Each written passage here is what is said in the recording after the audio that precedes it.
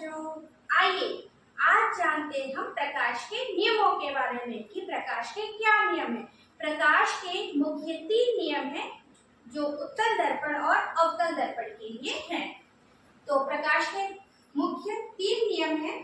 तो पहला नियम ये है कि यदि प्रकाश की किरण मुख्य अक्ष के समांतर आएगी, यदि प्रकाश की किरण मुख्य अक्ष के समांतर आएगी तो वह फोकस से जाएगी। मुख्य अक्ष के समांतर यदि प्रकाश की किरण आती है तो वह फोकस से जाती है। ये आपका पहला नियम है। यदि प्रकाश की किरण मुख्य अक्ष के समांतर आएगी तो वह फोकस से जाएगी। आइए इसी को हम उत्तल दर्पण में भी समझ लेते हैं।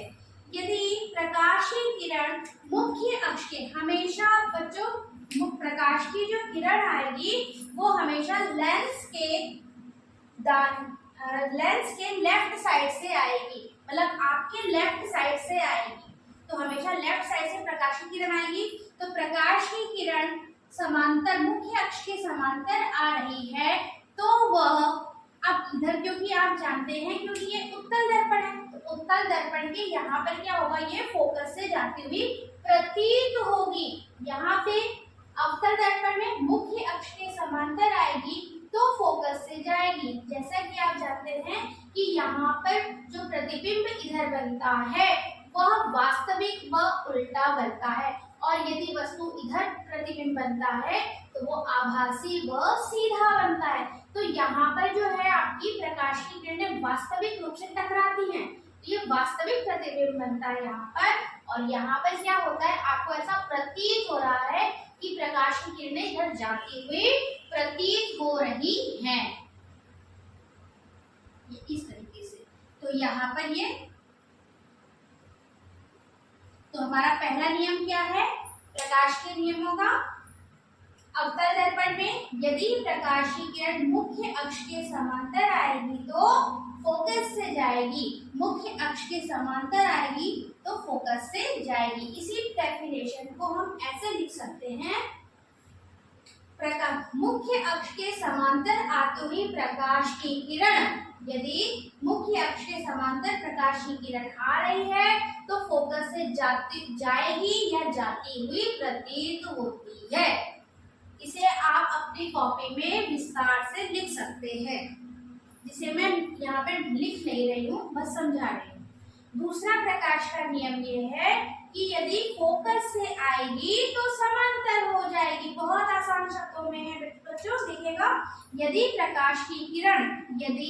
कोई प्रकाश की किरण फोकस से आ रही है, यदि प्रकाश की किरण फोकस से आ रही है तो वह समांतर हो जाएगी। प्रकाश की किरण इधर आएगी तो ये इधर से जाएगी, और इधर उत्तल दर्पण में प्रकाश फोकस से आती है तो ये फोकस से आ रही है तो वो समांतर हो जाएगी, मुख्य अक्ष के समांतर हो जाएगी। ये इधर से आ रही है और ये इधर को जा रही है, तो इधर से आती है। तीसरा नियम है हमारा, यदि प्रकाश की किरण वक्रता केंद्र से आएगी तो सीधे सीधे जाएगी।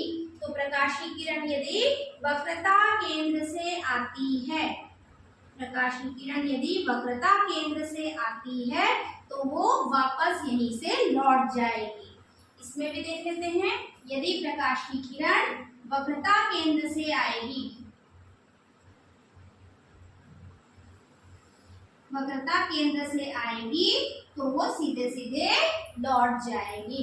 इसी प्रकार बस ये मुख्य 3 नियम है, इनकी परिभाषा को हम इस प्रकार से लिख सकते हैं। मुख्य अक्ष के, यदि प्रकाश की किरण मुख्य अक्ष के समांतर आएगी तो फोकस से जाएगी या फोकस से जाती हुई प्रतीत होगी। दूसरा नियम, यदि प्रकाश की किरण फोकस से आएगी तो समांतर हो जाएगी। यदि प्रकाश की किरण फोकस से आएगी या आती हुई प्रतीत होगी तो वो समांतर हो जाएगी। और तीसरा नियम है, वक्रता केंद्र से आएगी तो वक्रता केंद्र को वापस हो जाएगी। इसी को हम बढ़ाने के रूप में कर सकते हैं। सीधे सीधे आएगी तो फोकस से जाएगी, फोकस से आएगी तो सीधी हो जाएगी, और वक्रता केंद्र से आएगी तो वापस लौट जाएगी।